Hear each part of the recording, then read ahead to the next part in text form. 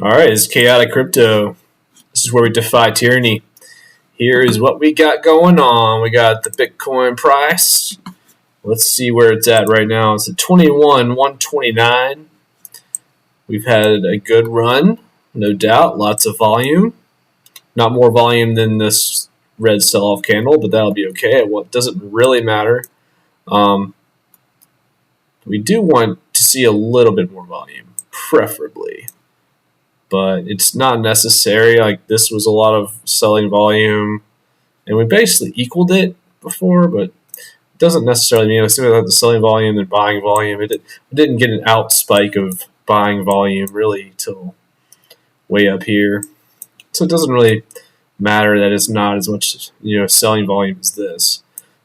But we have some things that are somewhat concerning. We're going to look at the weekly. Stochastic RSI is reaching up. It's not overextended really yet. It's okay, right? We're going to look at the 4 hour. 4 hours coming up. And we are getting some bullish, some bearish divergence. See, the price is going up. As we can see here, it's kind of making a flag. Not the best flag in the world, but price is going down, right? Down, down, down. And that's bearish divergence. Well, it's not necessarily the worst. I mean, it's very likely we could come back on up here, then we fall. But it's just really a matter of time. You want to know how far we might fall. You can look at the Fibonacci extensions. Let's take a look at those. Take from the top to the bottom. When did the rally start? I'd like to think that it started about here, but we'll come to this section here. So 0.618. So 19.5 would be one possibility. You can also do the an inverse sort of extension. Wait, let's see. It's not what I wanted.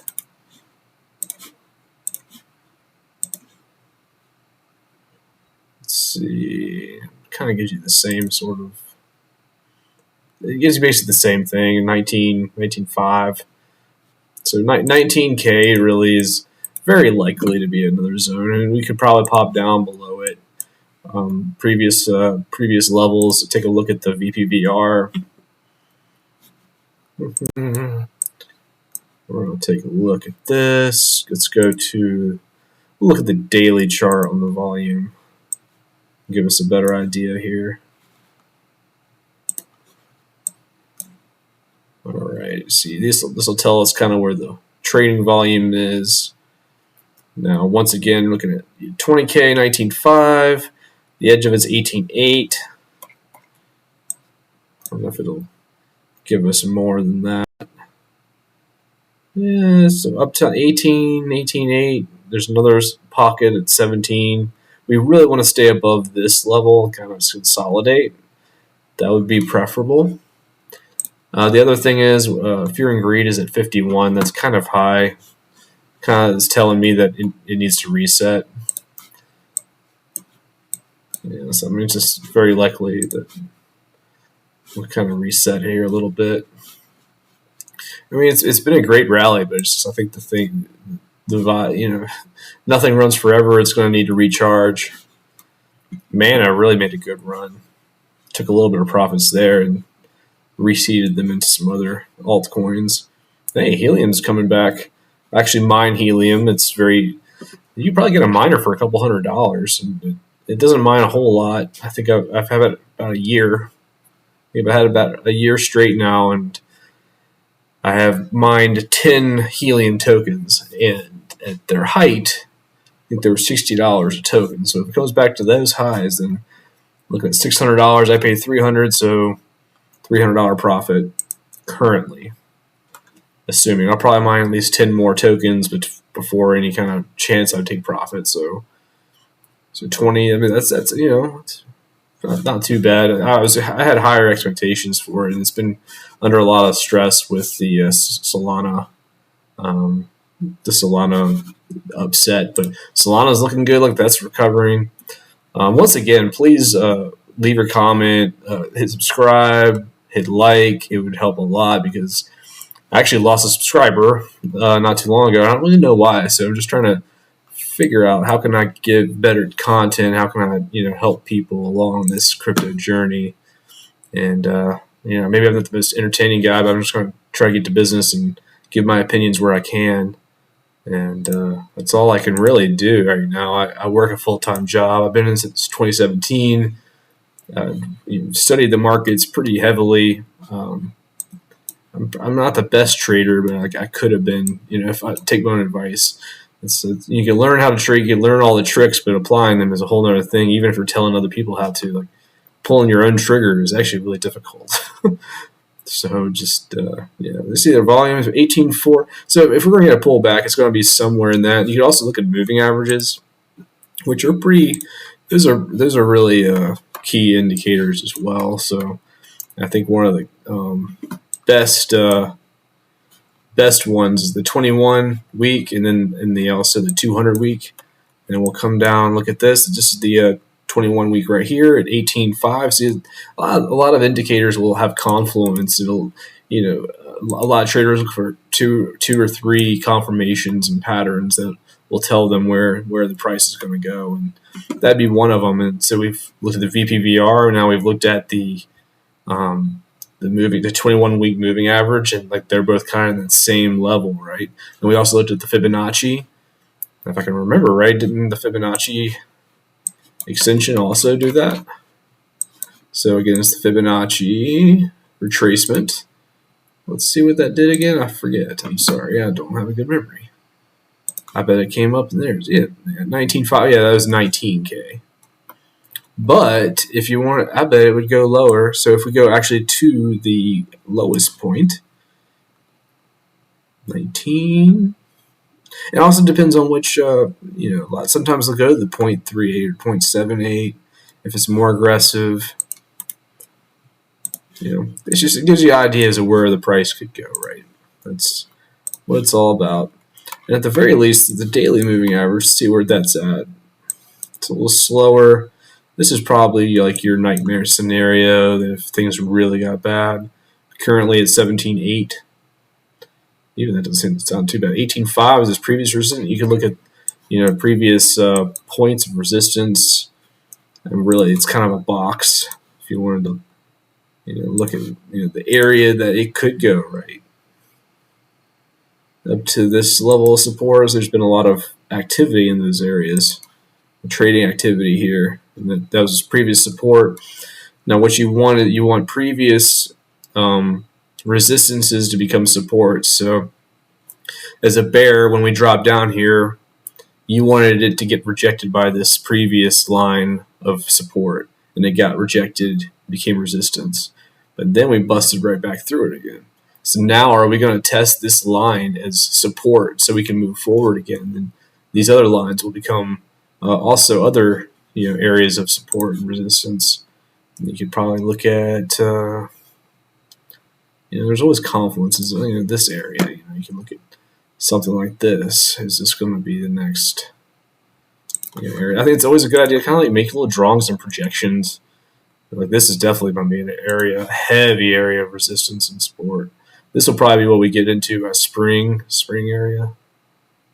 So something like that. And then after that, you're looking at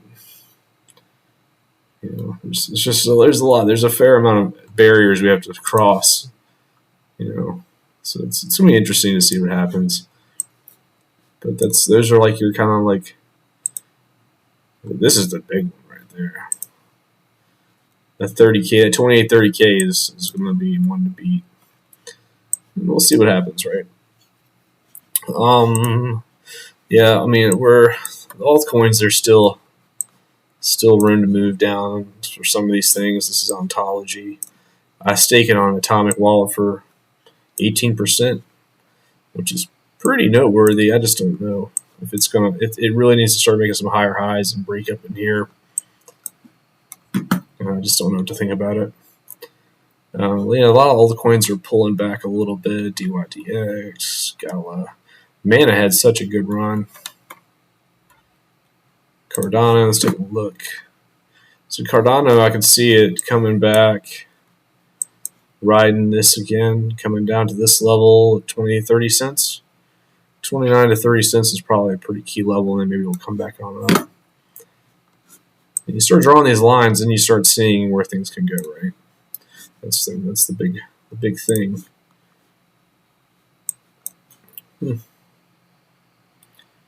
Yeah, I'm kind of curious what the 200-week moving average is.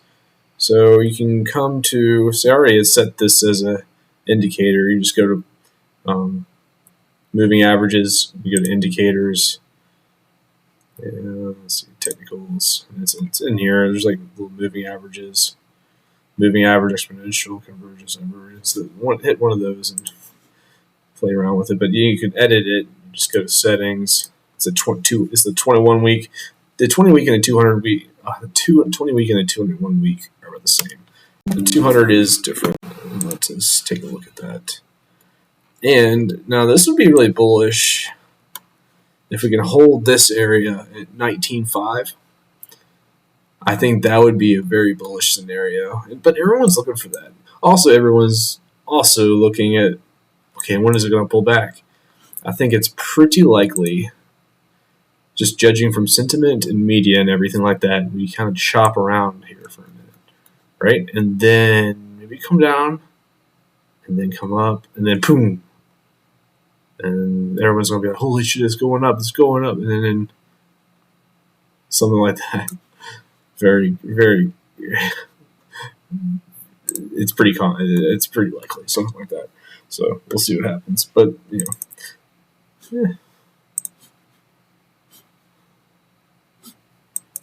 Oops, I did not mean to hit that.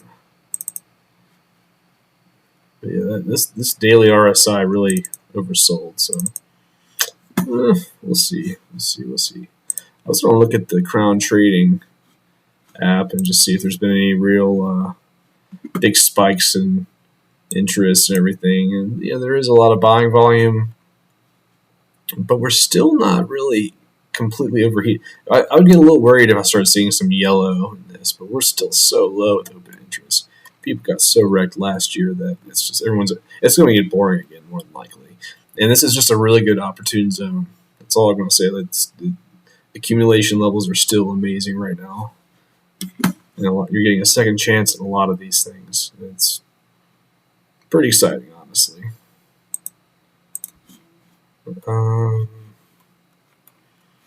Yeah, it shows you the biggest gainers. Ethereum is looking good. BlackRock today came out and said that there's probably going to be the tokenization of stocks on Ethereum. It's like BlackRock started adding to their balance sheet, Bitcoin. Like, there's just a lot of big things happening, and a lot of people are asleep, and a lot of people just don't see what's happening around them. It's just gotta stay focused. Don't let it all get you down. Zill. I'm really glad that I hold a lot of these coins. Glad I don't hold the crappy ones. I mean, I hate to say it, but I think a lot of these coins are going to be the ones that stick around. I mean, I think this is H-bar. Great opportunity there. Theta, Silica. It's just so much opportunity here. These are the things that are going to change society and human race for the better. Decentralization, decentralized finance, decentralized power in general is going to be positive for humanity. NEAR is going to be a great move, I think. That's just my thing. Is I just had a lot of money on Voyager and Celsius, and let's just hope that they resolve whatever they got going on. But that's going to be it for me today. I just wanted to do a quick rundown. Expect a pullback. It's some chop, pullback, then it rise, and then another probably major pullback. When, don't know. Ultimately, we're probably not going to see anything really crazy till next year. But in the meantime, it's probably going to be exciting and some good news. It's going to be just a year of recovery. So let's see how this goes. All right. Well, catch you tomorrow, hopefully. Peace.